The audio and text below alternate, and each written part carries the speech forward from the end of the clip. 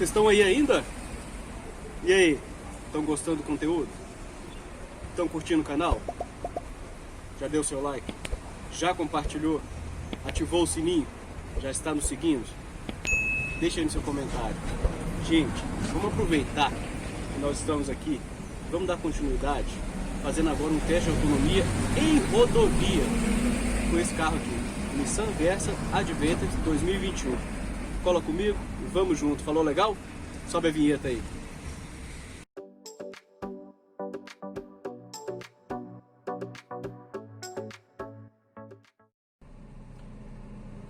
Pessoal, vamos aproveitar então, nós já estamos dentro do carro, bem acomodado, cinto colocado, né? E para esse teste em rodovia, a primeira coisa que nós vamos fazer para poder extrair, né, o melhor do performance e o consumo de combustível desse carro, nós vamos resetar aqui na função do computador de bordo. Tem a função para resetar todos os comandos, como vocês estão vendo aí no vídeo, porque aqui já nos dará um parâmetro da autonomia desse veículo, beleza? Então cola comigo e vamos junto. Bom, entrando aqui no trecho de rodovia, nós estamos aqui na MG10 e aqui já nós vamos ver a autonomia do carro, quanto que ele faz em estrada. Então, vê que a desenvoltura dele já em texto de rodovia, nós estamos aí com velocidade do limite da via que é 110 km por hora e a 110 km por hora nós vamos ter um trecho de subida um pouco mais adiante, nós vamos fazer a retomada, mas aqui no trecho de rodovia nós vamos ter a possibilidade de verificar o que? O comportamento do veículo, a dirigibilidade dele em relação ao próprio percurso de rodovia, se é um carro na mão, se é um carro que tem uma boa entrega para você, se é um carro que balança demais ou ele fica firme na pista. Então, no teste rodoviário a gente consegue ter uma dimensão melhor daquilo que ele entrega, assim, conforto, autonomia e performance do motor. Que é um pequeno trecho em subida, você vê que o carro mantém a sua velocidade já em uso em rodovia, pelo menos com esse percurso que nós já estamos em atividade aqui. Nós estamos com uma média de 12 km por litro. Vamos ver se a gente mantém isso até o percurso final.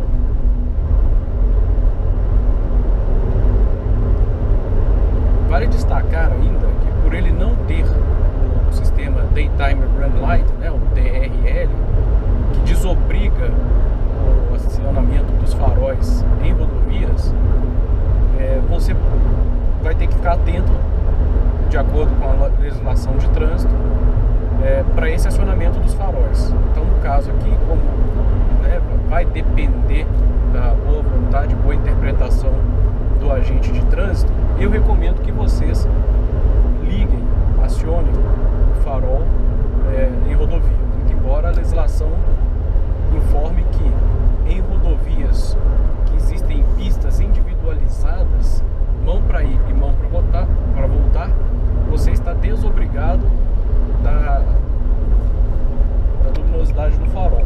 A gente sabe que o farol ele otimiza, né, a condução, né, tanto para o veículo que está à frente, que vai te observar pelo retrovisor, quanto para o veículo que vem atrás. De toda forma, por não ter um sistema de DRL, recomenda-se acender os faróis. Como é o desempenho desse carro na rodovia, o que a gente pode dizer é que tem um bom conjunto mecânico de suspensão. Nós vamos iniciar agora um pequeno trecho de subida. Vamos verificar esse desenvolvimento dele, se ele cai. Você vê que ele mantém a velocidade, não tem, ele não sente a falta de fôlego, a dificuldade em manter a velocidade. Então, do que eu posso dizer é que, assim, para o terreno rodoviário, ele vai muito bem.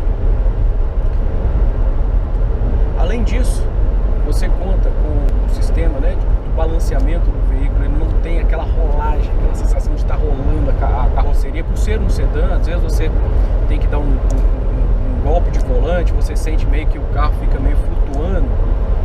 Alguns carros sedã, principalmente Hyundai HB20, a gente costuma sentir isso do veículo, que determinada velocidade você fica meio com ele fora da mão. No Nissan Versa você já percebe um carro mais íntegro, uma estrutura mais sólida, que dá uma boa sensação de segurança ao rodar. Ponto aqui também de subida, que nós vamos fazer uma retomada de 60 a 100 a 110 para ver o comportamento dele. Para isso eu vou reduzir aqui para como simulasse uma ultrapassagem. Chegando aqui a 60, vamos ver a retomada dele a 110. Partiu. Você percebe que o motor entra num giro de rotação mais alta e já chegamos aqui a 100 km por hora.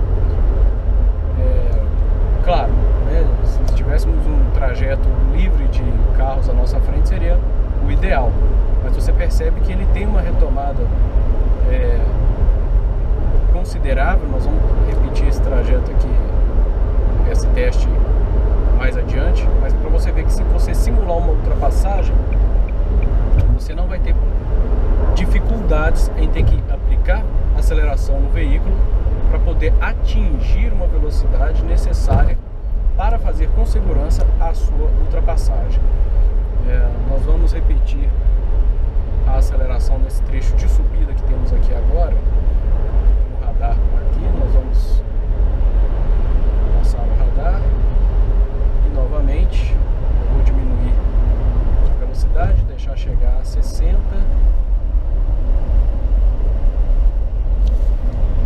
Chegando a 60, aplica pedal, vamos ver ele chegando no tempo.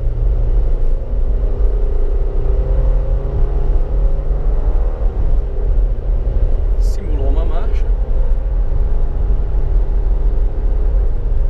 Simulou outra marcha.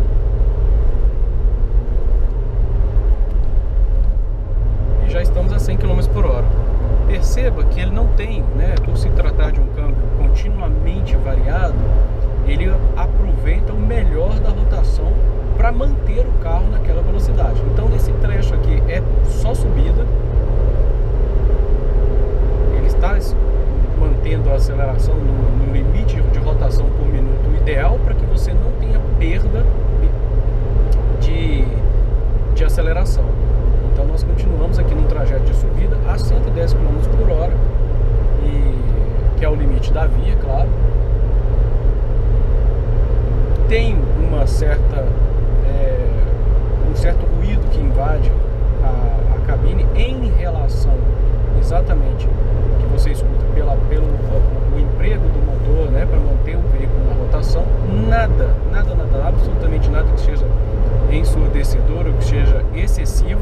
E todo esse trajeto que fizemos mantendo uma velocidade de 110 km por hora, né, ele se apresentou de forma consistente e mantendo, como vocês podem ver, sem né, prejudicar aí a autonomia do veículo, que está mantendo aí a faixa de 16 km por litro. Então, no uso em rodovia, você que vai fazer uma viagem, seja ela de 2, 3, 5 ou até mesmo 10 horas, de repente você quer, né, fazer um percurso um pouco mais alongado, o veículo vai lhe dar uma segurança de conforto ao rodar.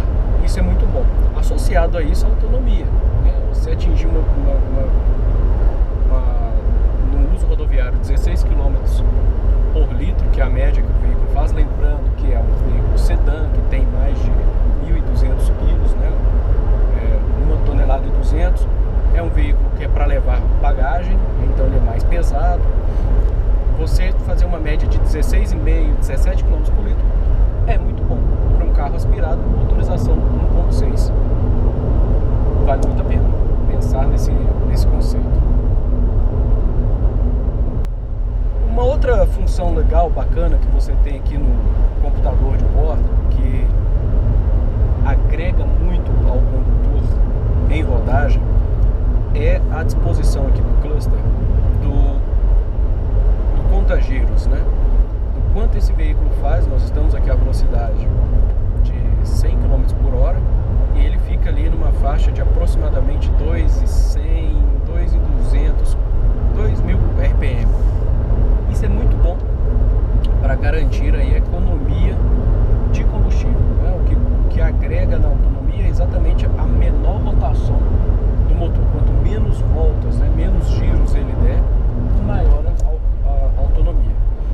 Como ele é um câmbio CVT que simula marchas, então você não tem uma certa precisão, mas se você der um kickdown, por exemplo, como agora, você percebe que a rotação sobe, se eleva, chegando ali em torno de 2,5, para poder simular a marcha que o carro estaria, que vale destacar que ele simula até 6 marchas, né, nesse câmbio continuamente variado, mas o câmbio CVT ele é infinito, não tem marcha, então esse sistema fica aproveitando. Então nós estamos agora num trecho de subida, mantendo a velocidade ali de 105 km por hora, e você percebe que ele está ali, né, utilizando da rotação uma faixa de 3.200 até ele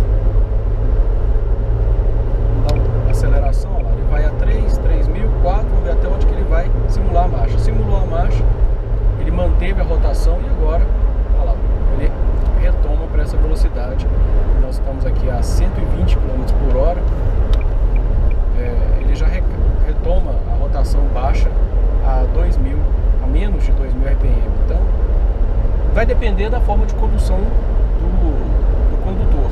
Se o condutor ele utiliza muito o pé embaixo, né, para explorar rotações mais altas, você vai ter uma faixa ali de 2,5 a 3,5 RPM com o carro, o que talvez pode implicar um pouco na autonomia do combustível. Mas se você mantiver uma aceleração constante, e aí considerando que é um trajeto em rodovia, tirando alguns percalços, como por exemplo saída de caminhões, entrada para via urbana, radar, ou de repente quebra-molas, sonorizadores, a velocidade do carro mantendo-se constante, né, mantendo muita retomada e tal, você explora muito bem, podendo chegar a 17 km por litro de autonomia de combustível, o que vale relembrar, ressaltar, é muito bom. Um outro recurso bom, importante, né, que favorece a segurança na direção que o carro tem, é o controle de estabilidade e tração, né, com bloqueio de diferencial. Vou aproveitar que não vem nenhum carro atrás, só tem um carro a uma distância segura na frente. Nós estamos aqui com uma velocidade de 70 km por hora. Vamos ver como que ele se reage. Percebeu como é que num golpe de volante, se você precisar tirar o carro de uma via, ele mantém o curso. Então a tecnologia ela atua para poder manter o carro. Você não vai ter, se passar um cachorro na frente ou precisar fazer um desvio de um buraco, você vê que o controle de tração ele entra para poder manter o carro no percurso. Como é um carro sedã, geralmente quando você dá um golpe de volante como esse que a gente acabou de simular aqui, claro, faça isso somente se você tiver uma condição segura ou se for extremamente necessário que você faça esse tipo de situação.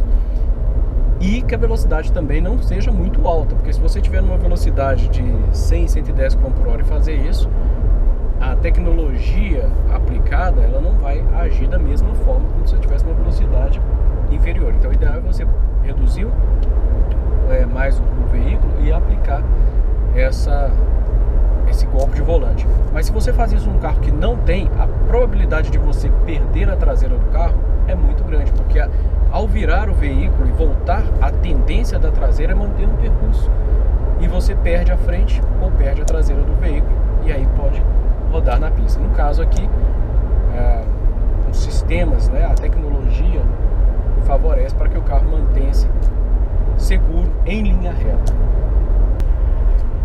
Um recurso também muito bom que o veículo já traz embarcado é o controle de cruzeiro. Ele não é adaptativo, né? Mas é um controle de cruzeiro que garante a você, ao acionar, ele indicar a velocidade que você quer. Aqui no caso eu vou aumentar a velocidade, né? Nós vamos colocar a velocidade de 110, que é a velocidade da via, e ele mantém. Lembrando que se você pisar no freio, e aí você tem que setar novamente. Pronto. Velocidade de 110 km por hora. Se você está numa viagem, por exemplo, e essa aceleração, redução, você seta no piloto automático, né, o controle de cruzeiro, e você não precisa fazer nenhum tipo de aceleração. O carro mantém o curso na velocidade que você colocou. Isso é muito bom. E aí você consegue verificar ali, por exemplo, que a rotação dele fica ali na casa dos 2.000 giros. Além de favorecer a economia de combustível, você evita passar acima da velocidade permitida nos radares, porque ele vai aplicar um freio motor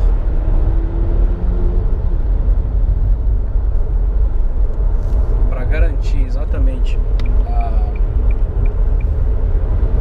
a manutenção dessa velocidade.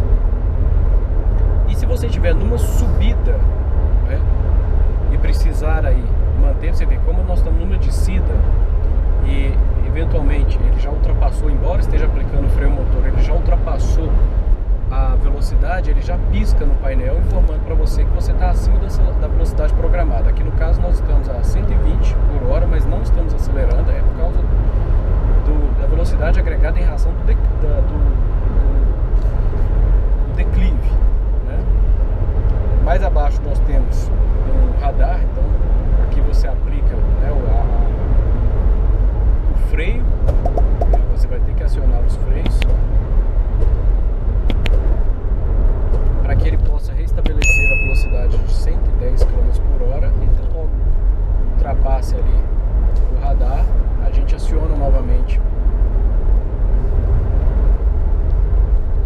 o controle de cruzeiro, e aí sim, no momento de aclive, como agora, o veículo ele vai sempre colocar a melhor rotação para você em função da velocidade, de modo tal que você economiza de forma substancial combustível. E esse recurso é muito bom. É uma tecnologia que, embora esteja crescendo no mercado automotivo, cada vez mais os veículos trazem isso. Para um carro com câmbio CVT, e alguns carros até com câmbio manual também apresenta isso, ele traz um conforto maior na direção. Porque quanto menos você fizer esforço, melhor. E às vezes você está numa subida e aplica um pedal de forma mais incisiva, de forma mais forte, e aqui no controle ele já verifica exatamente a dosagem necessária para manter o carro naquela velocidade que você colocou. Então é a eletrônica atuando em favor da direção. O pênalti, né, o senão que fica aqui no caso, é porque ele, no seu controle, ele não tem o limitador de velocidade. Então você tem o controle de cruzeiro, mas você não tem o limitador de velocidade, né, nessa versão.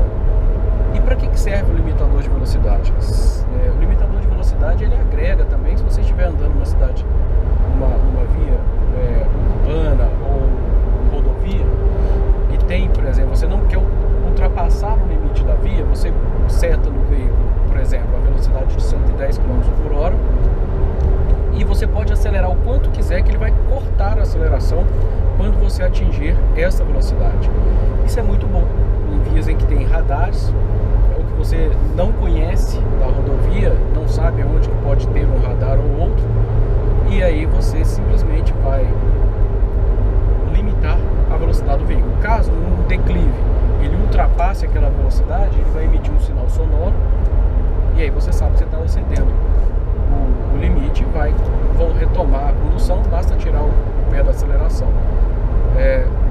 Mas nessa versão ele não tem. Alguns modelos da categoria do concorrente tem o limitador de velocidade.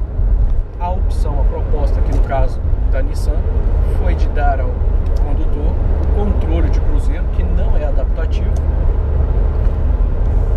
para facilitar, inclusive, numa situação como essa, de um aclive acentuado, né? Nós temos um longo trajeto em subida aqui agora, e você percebe aqui que o veículo, para manter a velocidade de 110, ele está aumentando a rotação para adequá-lo, né? Para colocá-lo numa melhor marcha, vamos dizer assim. E aí sim, ele está aplicando a aceleração, porque como eu dei o comando do controle numa velocidade de 110, o que ele quer é manter o veículo nessa velocidade, sem que eu tenha que fazer emprego, sem que eu tenha que fazer o emprego aqui do pedal, porque eu poderia de repente dosar mais o peso do pedal,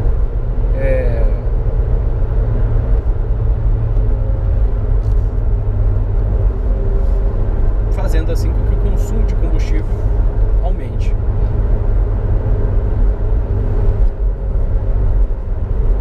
Além disso, você tem o modo esporte, que quando você aplica, eu acabei de acionar aqui, você vê que a performance, né, do veículo, ela muda. Então o veículo fica um pouco mais arisco, ele fica um pouco mais esperto. O modo esporte ele faz isso, ele faz com que essas trocas, essas retomadas, elas aconteçam com mais fluidez, com mais celeridade.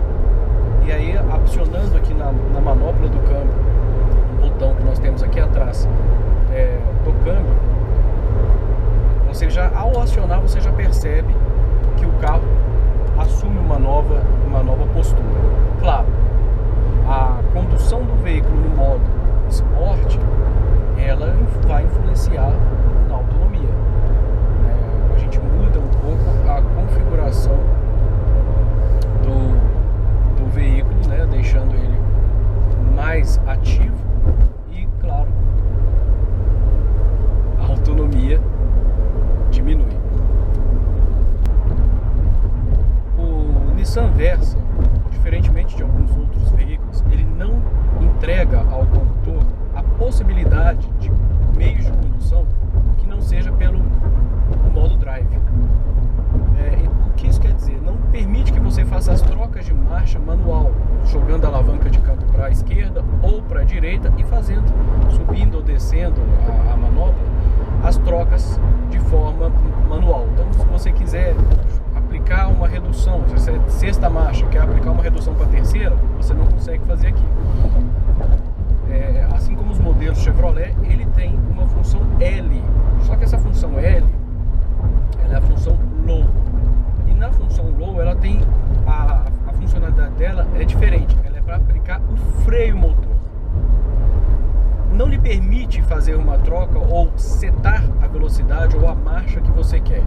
Ela funciona especificamente para um aclive acentuado ou um declive acentuado, na qual você está fazendo uma descida de serra, por exemplo, voltando de Campos do Jordão, onde uma descida muito acentuada, e para você não ficar superaquecendo os freios, você faz o quê? Você coloca o câmbio no modo L e ele então vai aplicar um freio motor no veículo.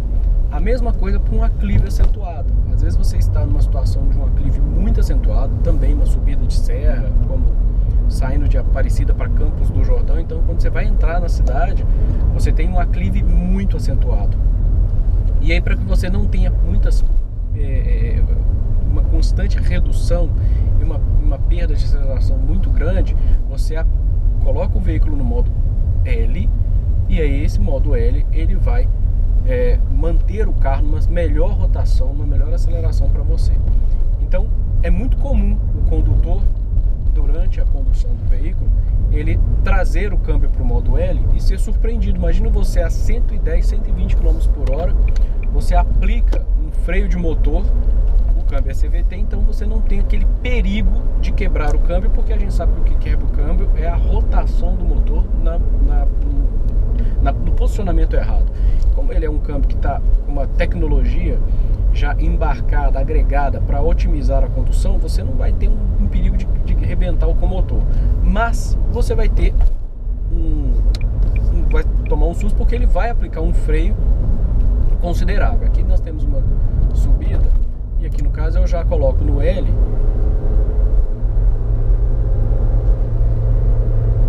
Se a subida fosse muito íngreme, nós teríamos aí já uma situação em que você não teria um rendimento, né, meio que desfavorável. Mas lembrando, a condução do veículo aqui que o Nissan Versa entrega para o condutor é tão somente no modo drive. Ok, para alguns isso pode ser um fator meio... tira um pouco a liberdade da escolha das marchas. Mas para outros, e aí talvez a proposta japonesa, até para que você não tenha muito desgaste da caixa de marcha, não tenha muito desgaste do câmbio, ou não tenha colocar o veículo em uma condição puxada demais, a opção aqui foi colocar no modo drive, que eletronicamente ele vai fazendo essas alterações de marcha automaticamente, sem que haja uma certa interferência do condutor. Então, em resumo, coloque em drive e viaje tranquilamente, sem ter que ficar preocupado se eu quero fazer, porque ele também não traz nenhum tipo de pedal shift ou comando atrás do volante que permitam a troca manual, bem como não traz também no seu conjunto aqui de câmbio um modo em que você possa fazer as trocas, as alterações das marchas de modo manual. A única possibilidade que ele traz é o modo esporte, que, como mostramos, ele deixa o carro mais esperto, mais dinâmico e favorece uma condução, se você tiver uma ultrapassagem, por exemplo, uma entrega, uma disposição maior do veículo para você. Certinho? Bem, amigos, chegamos a mais um final aqui de teste de consumo do Nissan Versa.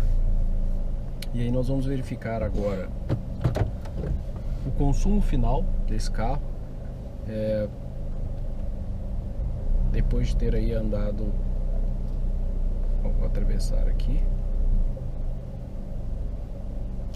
nós andamos a um total de 47 minutos, né, 48 minutos, nós andamos 72 quilômetros e ele teve um consumo de 18 quilômetros por litro, né, com ar-condicionado ligado e, claro, né, nas condições a quais nós submetemos o carro, com algumas acelerações um pouco mais consistentes e outras do modo de condução já eletrônico por meio do controle de cruzeiro. Mas o que a gente pode observar é que, seja de uma forma mais eletrônica, mas você mantendo uma constância na aceleração, você consegue bons resultados. Está aqui no nosso computador de bordo o consumo obtido por esse carro. Isso é muito bom para que você possa programar suas viagens e verificar assim o uso, né, do combustível. Aqui no caso ele está abastecido com gasolina, né? Claro que esse resultado com etanol ele vai ser diferente, mas o importante é opte, né, se possível, pela gasolina para dar uma entrega maior. Mas para um veículo com motorização 1.6 e aspirado, entrega um resultado muito bom. Associado a isso, um câmbio CVT que simula 6 marchas, que otimiza, né, um melhor conceito em rodar para você. Falou legal? Gostou do conteúdo? Não se esquece, ativa o sininho, compartilha, curte, ajuda o canal, porque conteúdo assim só o Automotive Car traz para você. Falou legal? Cola comigo e vamos junto. Chegamos ao final de mais um vídeo. E aí, gostaram do conteúdo? Gostaram do que trouxemos para você? Nissan Versa Advanced 2021. Uma boa pedida para você que procura um sedã compacto, com qualidade, com tecnologia embarcada, com autonomia, com performance, motor 1.6 aspirado.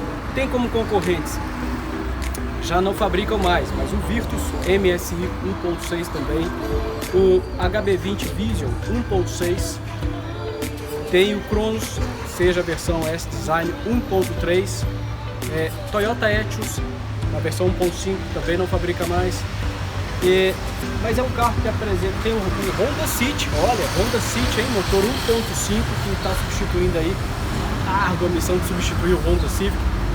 Vale a pena levar um desse para a garagem? Com tudo que você viu, pela nota de avaliação, gostou do conteúdo? Vou pedir encarecidamente, deixe o seu like, deixe o seu joinha pra gente, para fortalecer o canal, compartilha, curte, torne-se um inscrito, deixe suas dúvidas e comentários aí, nós vamos ter o maior prazer de poder trazer mais conteúdos desses para você. O próximo já não é na versão aspirada não, já é um turbo, segredo, cola com a gente que a gente vê aí. Automotive Car, mudando a forma de pensar automóveis. Valeu, gente. Forte abraço. Tchau.